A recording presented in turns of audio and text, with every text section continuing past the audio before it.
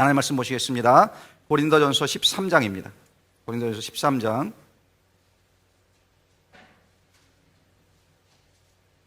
1절에서 7절까지 우리 한 절씩 교독하시고요. 마지막 7절을 함께 읽겠습니다. 1절입니다. 내가 사람의 방언과 천사의 말을 할지라도 사랑이 없으면 소리나는 구리와 울리는 꽹과리가 되고 내가 예언하는 능력이 있어 또 산을 옮길 만한 모든 믿음이 있을지라도 사랑이 없으면 내가 아무것도 아니요 내가 내게 있는 모든 것으로 구제하고 또 내 몸을 불사르게 내줄지라도 사랑이 없으면 내게 아무 유익이 없느니라.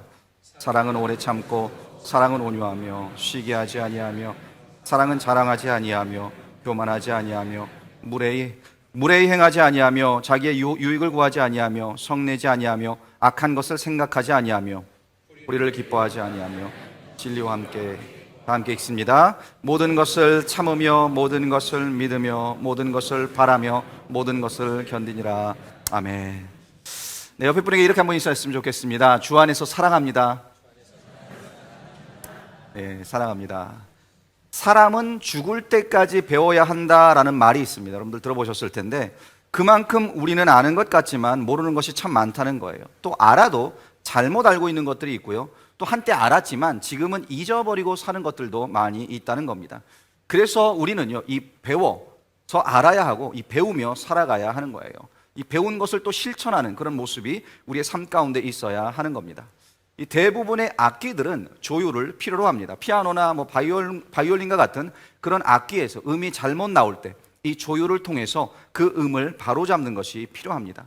악기가 소리를 잘못 내고 음이 틀리는 경우는요, 오랫동안 사용하지 않고 그냥 방치해 두었을 때 그런 일이 일어날 수 있고요. 또 반대로 너무 많이 사용을 해도 그런 일이 생겨날 수도 있습니다. 사랑도 이와 비슷하다라고 말할 수 있습니다. 내가 원하는 어떤 한 가지 방식으로만 오랫동안 사랑을 하다 보면 그 사랑이 뒤틀려지게 된다는 거예요. 또 매일 사랑을 실천하지 않고 살아도 사랑이 무엇인지에 대한 감이 오지 않을 수도 있습니다. 사랑이란 말이 왠지 어색하고 또 사랑을 베풀기조차 힘들어지는 그런 상황이 생겨날 수 있다는 거예요. 여러분들 부부간에 집에서 서로 사랑한다는 말 많이 하십니까? 마지막으로 사랑한다라고 말을 했던 적이 언제예요? 기억나십니까? 예. 이게 술렁이는 거 보니까 별로 안 하시는 것 같은데, 예. 사랑한다라는 말을 많이 하세요. 그런데요, 우리가 이렇게 사랑을 실천하지 않고 이 사랑에 대해서 왠지 이 사랑이라는 것이 어색하다라는 느낌이 들을 때, 그때 우리는요, 이 사랑을 조율해야 하는 거예요. 뒤틀린 사랑을 바로 잡아야 하고 균형이 깨진 그 사랑의 균형을 잡아야 하는 겁니다. 그런데 이걸 하지 않으니까 어떻게 됩니까? 자꾸 이 불협화음이 일어납니다. 불안한 사랑만을 우리가 하게 되더라는 거예요.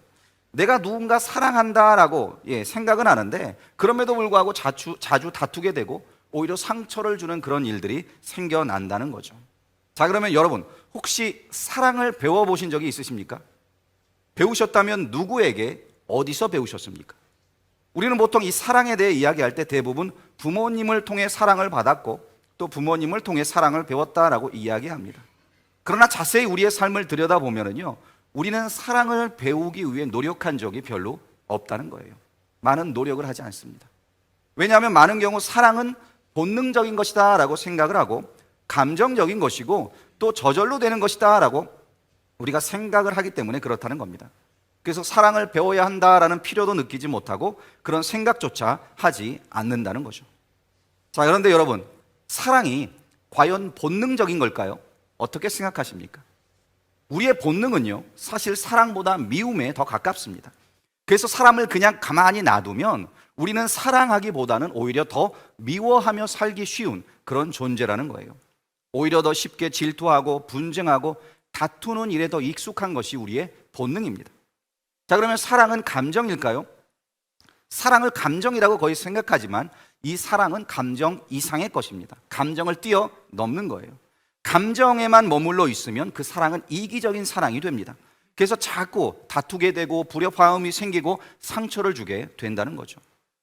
자, 왜 그렇습니까? 이 감정은 계속 변하기 때문에 그렇습니다. 감정에 의존한 사랑을 하게 되면 분명 사랑한다고 생각해서 결혼을 했는데 시간이 지나면 그 사랑이 변하고 어디론가 사라져 버리는 그런 상황을 우리가 피할 수 없게 되어 있는 거예요. 자, 그렇다면 여러분들은 살면서 내 사랑이 잘못되지는 않았을까? 그렇게 생각해 보신 적 있으십니까?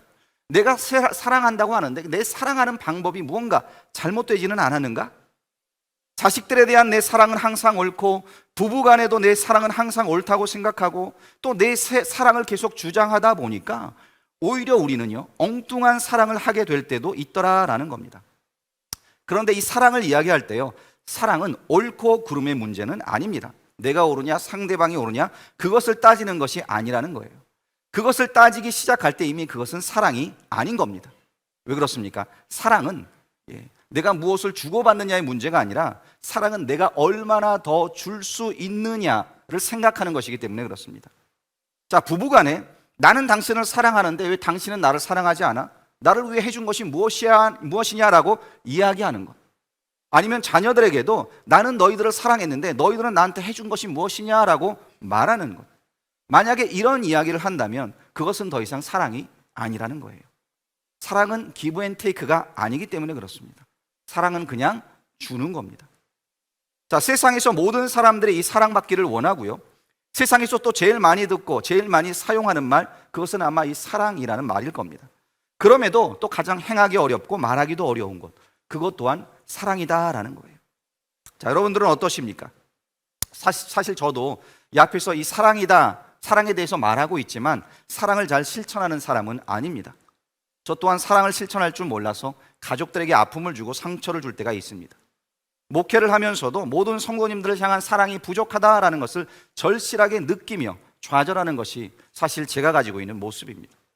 그럼에도 불구하고 제가 사랑에 대해 말씀을 전하는 것은요, 우리 모두에게 가장 필요한 것이 바로 사랑이기 때문에 그런 겁니다. 그래서 우리는 사랑하는 법을 배워야 합니다. 사랑받는 법을 또한 배워야 합니다. 그래서 이 시간 성경이 말씀하는 이 사랑에 대해서 여러분과 함께 나누면서 함께 사랑에 대해 배워봤으면 좋겠습니다. 이 고린도전서를 읽어보면은요, 고린도 교회를 향한 이 사도 바울의 안타까운 심정을 우리가 읽게 됩니다. 고린도 교회는 사랑이 없는 너무나 이기적인 모습을 가지고 있었던 교회였어요. 그 안에 서로 당을 지어 분열하고 싸우고 다투는 일이 있었습니다. 우상에 바쳐진 그 재물을 먹음으로 인해서 믿음이 연약한 사람을 실족하게 만드는 일이 있었습니다. 자신의 은사를 자랑하고 은사 없는 사람들을 멸시하며 서로 시기하고 질투하는 그런 일들이 있었던 겁니다. 왜 이런 일들이 고린도 교회 안에 있었던 것일까요? 그 모든 것이 사랑이 없었기 때문에 생겨난 일이다라고 바울은 말합니다. 그래서 오늘 본문 1절과 2절에 보시면 고린도 교회를 향해서 이렇게 말하고 있어요. 죄송합니다. 내가 사람의 방언과 천사의 말을 할지라도 사랑이 없으면 소리나는 구리와 울리는 꽹가리가 되고, 내가 예언하는 능력이 있어 모든 비밀과 모든 지식을 알고 또 산을 옮길 만한 모둠이 있을지라도 사랑이 없으면 내가 아무것도 아니요.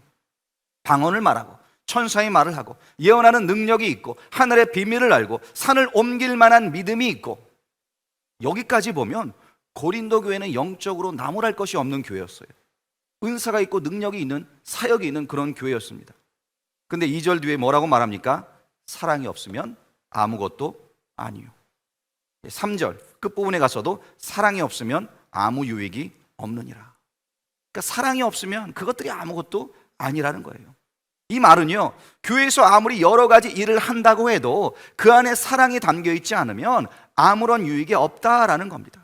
성경 지식을 얼마나 알고 있는지, 기도를 얼마나 많이 하는지, 내가 말을 얼마나 유창하게 하는지, 심지어 남을 위해 봉사를 하고 희생을 한다고 할지라도 그 봉사와 희생 속에도 사랑이 없을 수 있다는 거예요. 그리고 그 사랑이 없으면 그 봉사와 희생은 그냥 힘든 노동입니다. 사랑이 없으면 자기 자랑일 뿐이지 아무런 의미도 없는 그런 일이다라고, 이 사실에 대해 지금 바울이 분명하게 말씀하고 있는 거예요.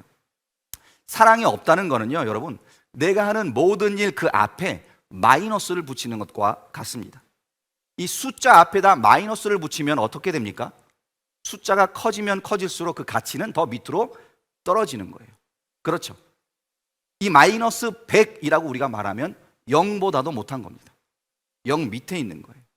마찬가지라는 거죠. 우리의 삶 속에서 행하는 모든 일 가운데 사랑이 없다는 것은 바로 그 앞에 마이너스를 붙이는 것과 같은 겁니다. 많이 하면 할수록 오히려 더 아래로 내려가고 그 가치만 잃게 되는, 그 가치만 상실하는 그런 결과를 만들어 낸다는 거예요. 그래서 나의 업적을 자랑해도 부질없는 일이고요, 나의 은사를 자랑해도 하나님 앞에서는 아무것도 아니다라는 겁니다. 그래서 여러분, 사랑이 사라져버린 그런 인생은요, 아픔과 후회만 남습니다. 사랑이 사라져버린 교회는 분쟁과 다툼만이 있을 뿐이라는 거예요. 그래서 이 사랑이 중요한 겁니다. 자, 그러면 이 사랑이 무엇일까요? 사랑이 뭐냐고 물으신다면 여러분은 뭐라고 답하시겠습니까? 눈물의 씨앗입니까? 자, 바울은요, 우리가 읽은 이 고린도전서 13장 말씀에서 사랑의 본질에 대해서 말씀하고 있습니다. 그런데 보시면 바울이 이 사랑에 대해 말할 때 동사를 사용하고 있다는 거예요. 동사. 그러니까 바울이 동사를 써서 이 사랑을 설명하고 있는데, 동사를 썼다는 것은 결국 이 사랑은 그냥 마음속에 담아두고 있는 것이 아니라 삶을 통해서 나타내야 된다는 것, 드러내야 된다는 것을 지금 알려주고 있는 겁니다. 또 자세히 보시면 바울이 이 사랑에 대해 이야기하면서 반복하고 있는 말이 있습니다. 그것이 무엇인가 하면요, 오래 참는다라는 말이에요. 오래 참는다. 그래서 4절을 시작하면서 사랑은 오래 참고 라고 말을 했죠. 그렇습니다. 사랑은 오래 참는 겁니다. 또 7절을 보시면 모든 것을 참으며 라고 7절이 시작을 해요. 그 7절 마지막에 가서도 모든 것을 견디느니라 라고 이야기를 합니다. 이 사랑의 시작과 끝을 이야기할 때 바울이 지금 오래 참는 것으로 설명하고 있는 겁니다. 무슨 말이냐? 결국 이 사랑은요, 사랑에서 가장 중요한 것은 오래 참는 것이다 라는 거예요. 인내하는 것. 그래서 오늘 이 아침에는요, 이 오래 참는 것이란 과연 무엇인가에 대해 함께 나누어 보도록 하겠습니다. 첫 번째로, 오래 참는 것은 포기하지 않는 겁니다. 포기하지 않는 것. 이 유진 피터슨이라는 목사님이 번역하신 메시지 성경이 있어요. 거기에 보면 이 사랑은 오래 참고라는 이 4절 말씀을 사랑은 절대 포기하지 않습니다라고 번역을 했습니다. 사랑은 절대로 포기하지 않는다. 그러니까 오래 참는 것과 이 포기하지 않는 것, 이것이 같은 의미라는 거예요. 여러분, 오래 참는 것은요, 하나님의 속성입니다. 하나님께 속한 속성이에요. 포기하지 않는다는 것, 하나님께 속했습니다. 하나님이 만약 오래 참지 않으셨다면, 우리를 그냥 포기해 버리셨다면 우리는 그 누구도 구원받은 하나님의 자녀가 될 수 없었을 겁니다. 그래서 성경은요, 이 포기하지 않는 하나님의 사랑 이야기를 담고 있다라고 우리가 말할 수 있는 거예요. 자, 그 중에서 이 호세아서 11장 8절에 보시면 하나님이 이렇게 고백을 합니다. 에브라임이요, 내가 어찌 너를 놓겠느냐? 이스라엘이요, 내가 어찌 너를 버리겠느냐? 내가 어찌 너를 아드마같이 놓겠느냐? 어찌 너를 스보임같이 두겠느냐? 죄송합니다.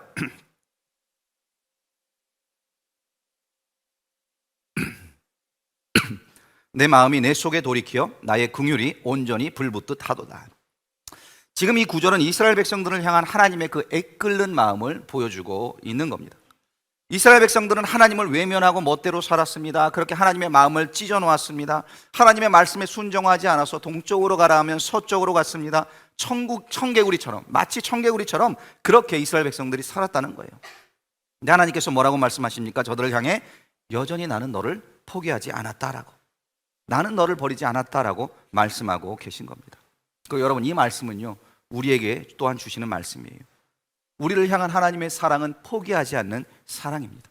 오래 참으시는 사랑이에요. 그래서 베드로 후서 3장 9절에서도 이렇게 말씀합니다. 주의 약속은 어떤 이들이 더디다고 생각하는 것 같이 더딘 것이 아니라 오직 주께서는 너희를 대하여 오래 참으사 아무도 멸망하지 아니하고 다 회개하기에 이르기를 원하시느니라. 아무도 멸망하지 않고 다 회개에 이르기를 원하시는 하나님의 그 사랑, 오래 참으시는 사랑, 그 사랑 때문에 하나님께서는 지금도 참고 계세요. 인내하고 계세요. 기다리고 계세요. 여러분, 하나님의 이 마음을 마음 깊이 묵상하시기 바랍니다. 하나님이 우리를 위하여 이렇게 오래 참으신다면, 이 사랑에 우리가 수혜자가 되었고 빚진 자가 되었다면 우리 또한 오래 참을 수 있어야 하는 겁니다. 이런 하나님의 마음을 보여주는 한 사건이 성경에 등장하는데요, 바로 우리가 잘 아는 이 수로보니게 여인의 사건입니다. 자, 딸이 귀신이 들렸어요. 귀신 들린 딸 때문에 너무 아파하는 이 어머니의 마음이 있습니다. 어떻게 우리가 그 마음을 다 헤아릴 수 있겠습니까? 사람들에게 외면을 당합니다. 자신의 인생마저도 철저히 망가져가고 있었습니다. 그럼에도 불구하고 이 어머니는 딸을 포기하지 않았습니다. 예수님이 오셨다는 소식을 듣고 예수님의 발 앞에 무릎을 꿇고 애원을 합니다. 내 딸을 제발 치유해달라고, 내 딸을 제발 좀 살려달라고 간청을 합니다. 그런데 주님께서 어떻게 하십니까? 주님은 모질게 이 여인의 그 간구를 거절하세요. 자녀의 떡을 취하여 개에게 줄 수 없다라고 말하십니다. 인격이 무시당합니다. 개 취급을 받습니다. 그럼에도 이 어머니는 끝까지 포기하지 않았다는 거예요. 그리고 이런 고백을 합니다. 마태복음 12장 27절인데요. 여자가 이르되 주여 올소이다마는 개들도 제 주인의 상에서 떨어지는 부스러기를 먹나이다 하니. 주여, 개들도 주인의 식탁에서 떨어지는 그 부스러기를 먹지 않습니까? 그 부스러기라도 나에게 주시옵소서. 개가 되어도 좋으니까 그 부스러기 은혜라도 나에게 좀 주시옵소서. 내 딸을 좀 고쳐주시옵소서. 주님 앞에서 간절히 애원하는 이 어머니, 내가 배 아파 낳은 그 자식이기에, 내 사랑하는 자식이기에 절대로 포기할 수 없다는 이 어머니의 사랑과 믿음 때문에 결국 어떻게 되죠? 이 딸이 치유를 받게 되었다는 거예요. 포기하지 않는 이 어머니의 사랑, 우리 하나님의 사랑이 바로 이런 포기하지 않는 사랑이다라는 겁니다. 여러분, 하나님께서는요 여전히 저와 여러분을 향해 그 사랑을 베풀고 계시다는 것 잊지 마시길 바랍니다. 자, 물론 이 땅의 부모로부터 사랑을 받지 못하고 자란 분들이 계십니다. 그래서 하나님이 나를 사랑하신다는 이 말씀이, 이 사실이 잘 믿어지지 않는 그런 분들도 계세요. 사실 이 땅에 존재하는 그 사랑들 중에 하나님의 사랑과 비교할 수 있는 사랑은 없습니다. 그나마 어머니의 사랑을 우리가 숭고한 사랑으로, 희생적인 사랑으로 그렇게 평가하기 때문에 어머니의 사랑을 예로 들어서 설명할 뿐이지, 하나님의 사랑은요 그 어머니의 사랑조차도 범접할 수 없는 너무나도 크고 위대한 사랑이다라는 사실 여러분들 기억하시기 바랍니다. 그래서 하나님께서요 이 사랑에 대해서 이사야서 49장 15절에서 이렇게 말씀을 하세요. 여인이 어찌 그 젖 먹는 자식을 잊겠으며 자기 태에서 난 아들을 긍휼히 여기지 않겠느냐. 그들은 혹시 잊을지라도 나는 너를 잊지 아니할 것이다. 어미는 자식을 잊을 수 있습니다. 포기할 수 있습니다. 그러나 내가 믿는 하나님 아버지는 나를 절대로 잊어버리지 아니하시고 버리지도 아니하시고 사랑하신다는, 끝까지 사랑하는 그 완벽한 사랑의 아버지다라는 겁니다. 여러분, 우리는 이 하나님의 포기하지 않는 사랑 가운데 살아가는 자들입니다. 우리가 주님으로부터 이 포기하지 않는 사랑을 받고 살아왔다면, 그렇다면 이제는 누군가에게 우리가 이 포기하지 않는 사랑을 나누면서 살아야 되지 않겠습니까? 이러한 포기하지 않는 사랑의 실천의 모습이 여러분들의 가정과 여러분의 삶의 그 모든 영역 가운데 보여지기를 간절히 축원드립니다. 자, 두 번째로 오래 참는 사랑은요 덮어주는 거예요. 덮어주는 것. 우리 본문 7절을 함께 보겠습니다. 우리 7절 말씀을 다 함께 읽겠습니다. 시작. 모든 것을 참으며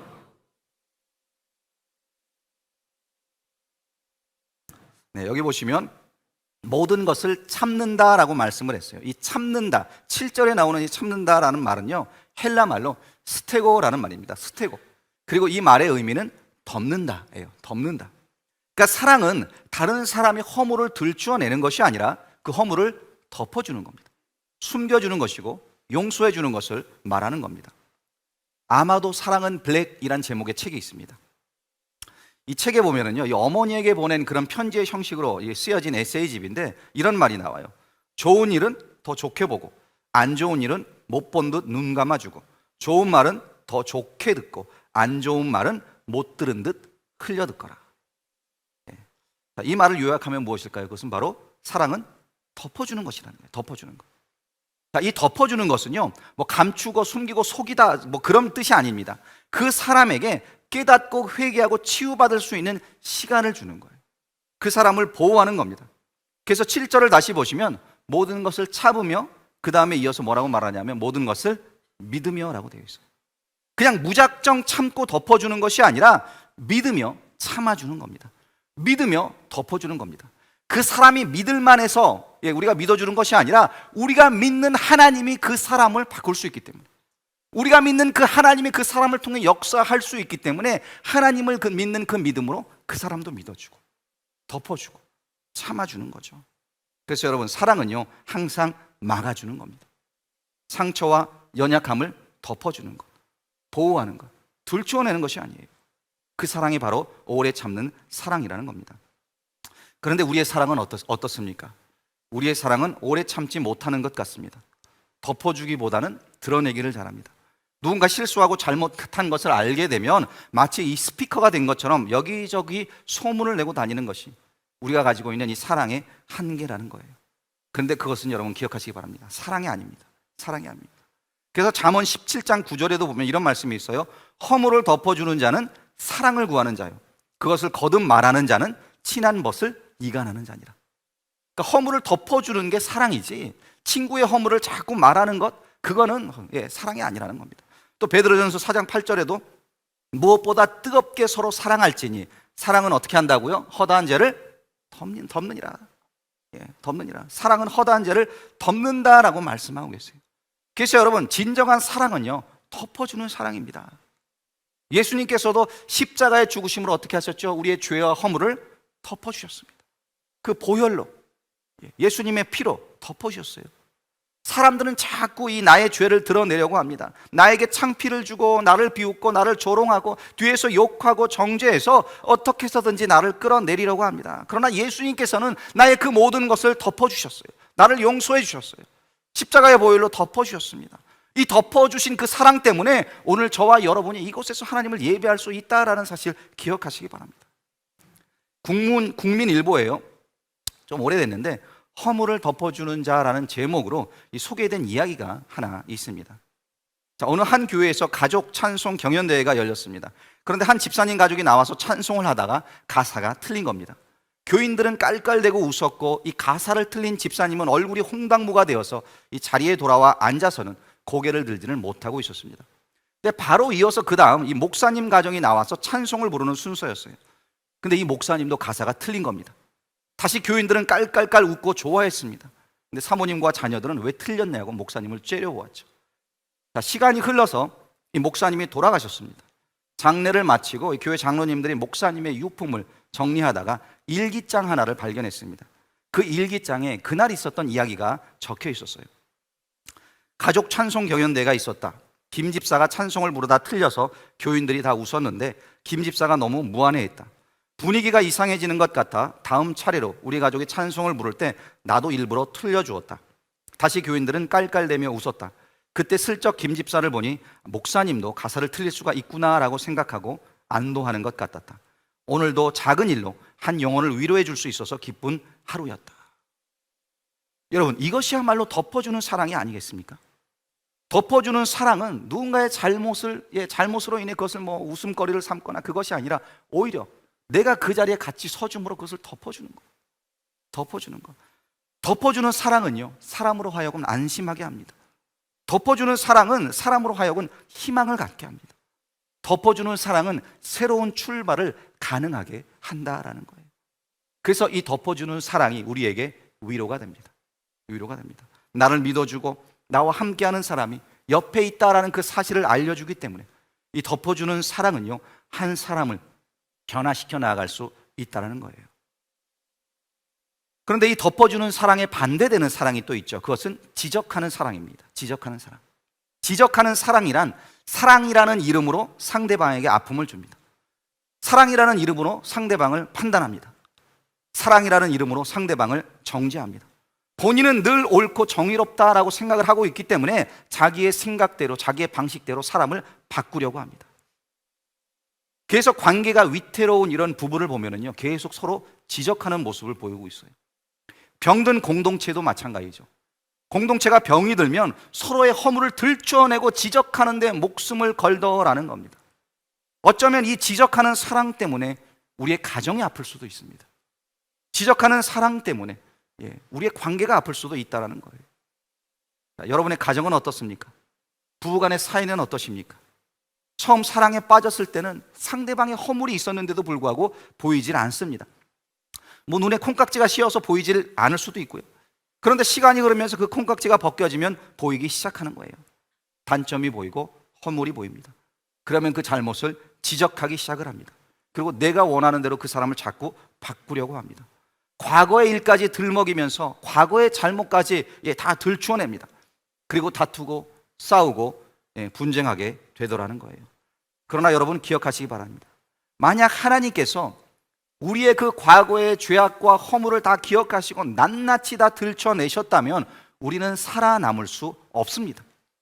그 많은 죄들을 우리가 다 어떻게 해결하겠습니까? 그 문제를. 그러나 하나님께서는요, 그 많은 죄를 덮어주셨어요. 하나님이 덮어주셨기 때문에 오늘 우리가 죄 사함을 받았고 하나님의 자녀로 거듭날 수 있었다라는 거죠. 여러분, 그 사랑을 받은 우리라면 이제는 다른 사람의 실수와 허물을 조금 덮어주면서 살아갈 수 있어야 하는 겁니다. 예수님께서 십자가에서 죽기까지 우리를 사랑하셔서 우리의 죄를 덮어주심같이 누군가를 덮어주고 살아가는 그런 저와 여러분이 될 수 있기를 간절히 부탁드립니다. 자, 세 번째로 오래 참는다는 것은요, 기다려주는 거예요. 기다려주는 것.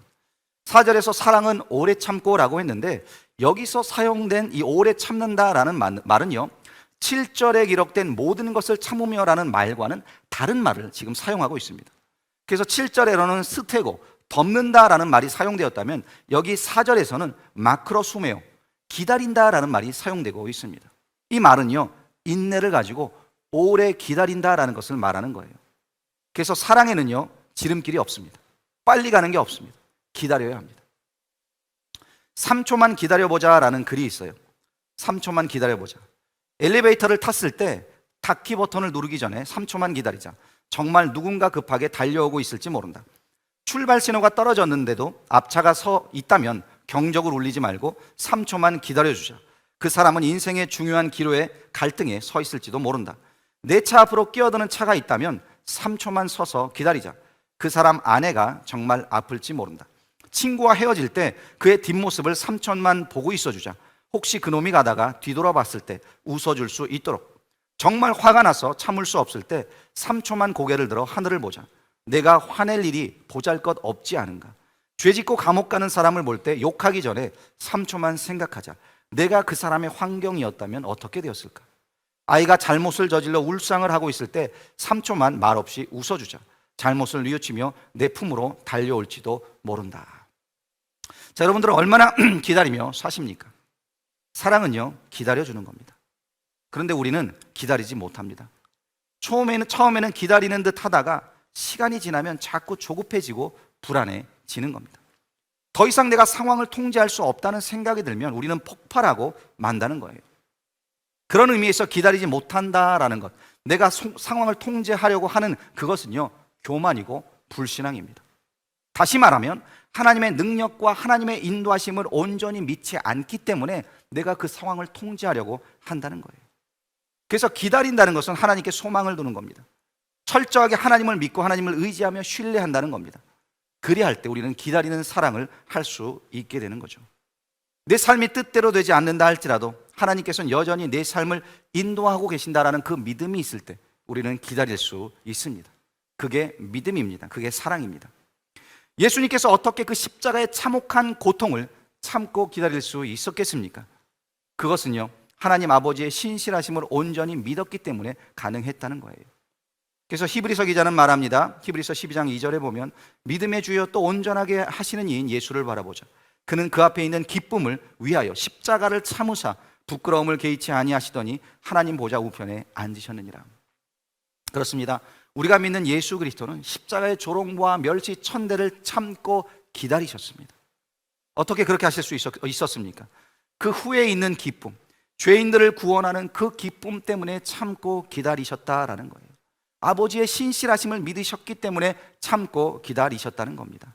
그래서 저와 여러분이 구원을 얻게 된 것입니다. 하지만 이 기다려준다는 것은 참으로 어려운 일입니다. 쉬운 일은 아니에요. 어쩌면 조급한 우리 인간들은 할 수 없는 일인지도 모르겠습니다. 그래서 우리가 해야 되는 것은요, 믿음의 주요 온전케 하시는 그 예수 그리스도를 바라보는 겁니다. 예수만 바라보며 살아야 하는 겁니다.